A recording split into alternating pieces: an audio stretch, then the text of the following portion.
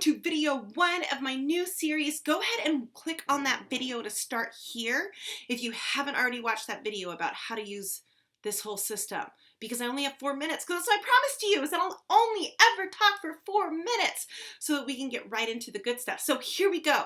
I'm going to talk for 4 minutes about what it is for us to be in this community and what it is for us to get involved in this scripture that's going to be situated in the Hebrew Bible, in the Tanakh, and then I'm going to ask some questions, and I'm hoping that I will find you somewhere on any of our platforms to engage in the answers. So today we're going to start a new series about Noah. It's in Genesis 9. It's in a chunk of scripture that's considered the primeval narratives, which is basically like the origin story of how modern times came to exist, how humanity came to be what it is.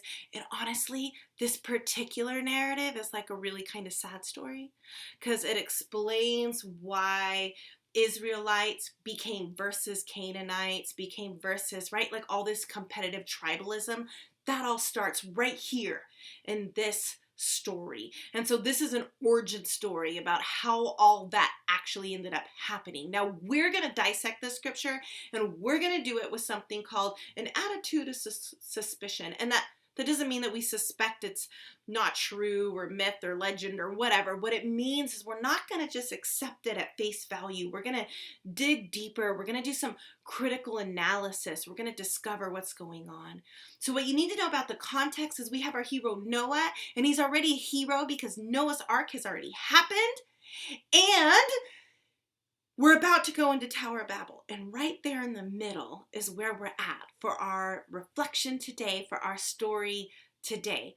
So we're going to jump right into it. Noah, the hero, has survived this like world-altering, all reality-shifting thing. Most of us who's surviving 2020 can relate.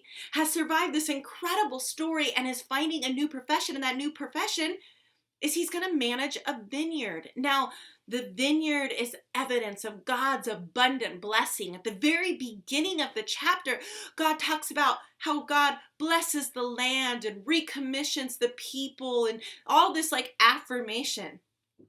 So in the abundance, there's all this fruit, and Noah begins to create wine. Well, here's the thing.